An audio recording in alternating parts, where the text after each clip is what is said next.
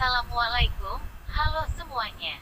Perkenalkan saya Iftitahul Aulia Rahma dengan NIM B05190021 akan mengulas artikel yang berjudul At-Tadarrub Sinonim dan Kaidah Penerapannya dalam Al-Quran. Penulis artikel ini adalah Muhammad Syarif Hashim dengan jurnal Rausian Fikr, volume 17 nomor 2 tahun 2021, halaman 179-201,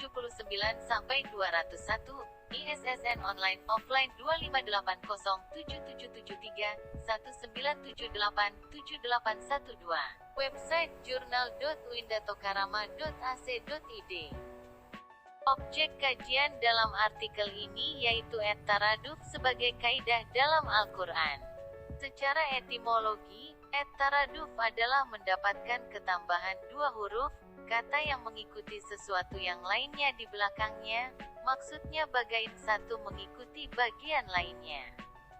Adapun makna terminologi, at-taraduf adalah lafal yang banyak namun mempunyai satu makna. Yang dimaksud dengan satu makna adalah makna aslinya, bukan makna-makna pelengkap.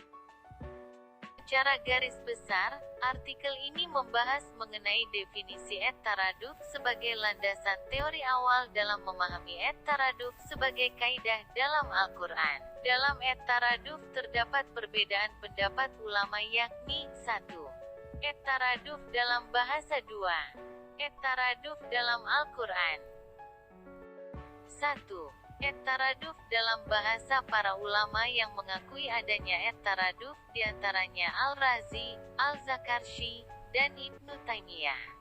Adapun mereka yang menolaknya antara lain Ibnu Al-Arabi, Ibnu Faris, Ibnu Al-Anbari. Kemudian para ulama yang mengakui adanya at-taraduf menjelaskan bahwa lafal-lafal at-taraduf ada yang tidak bisa menempati tempat lafal yang lain dan ada juga yang bisa menempati tempat yang lain. Sedangkan bagi mereka yang menolak at-taraduf, yaitu, pertama, tidak memberikan pemahaman makna yang utuh terhadap suatu lafal. Kedua, bahwa sesuatu yang dijelaskan, didefinisikan, termasuk bagian dari lafal disebutkan. 2. At-taraduf dalam Al-Quran. Para ulama yang mengingkari adanya at-taraduf dalam Al-Quran menjelaskan bahwa lafal-lafal yang menunjukkan satu makna sebenarnya mempunyai makna yang tersembunyi. Sedangkan para ulama yang mengakui adanya at-taraduf dalam Al-Quran menjelaskan bahwa lafal-lafal at-taraduf berasal dari realitas bahasa Arab dan Al-Quran diturunkan dalam bahasa Arab, serta menggunakan keanekaragaman dan keindahan uslub-uslubnya, termasuk at-taraduf. Contoh penerapan at-taraduf dalam Al-Quran yaitu Qiyas, Al-Baqarah ayat 157. أولئك عليهم صلوات من ربهم ورحمة وأولئك هم المهتدون. Terjemahan, mereka itulah yang mendapat keberkatan yang sempurna dan rahmat dari Tuhan mereka dan mereka itulah orang-orang yang mendapat petunjuk. Kata as-salatu makna dasarnya ad-dua dan dari Allah bermakna ar-rahmah.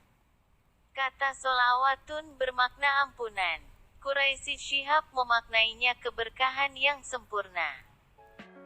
Kelebihan artikel kajian at-taraduf dalam artikel ini yaitu dapat memberikan pembaca mengenai at-taraduf, sinonim, dan kaidah penerapannya dalam Al-Quran. Secara umum, pemaparan artikel ini disajikan secara lengkap, jelas, dan runtut sehingga memudahkan pembaca dalam memahami materi yang disajikan dalam artikel ini. Kemudian disajikan juga contoh-contoh at-taraduf dalam penerapan Al-Quran.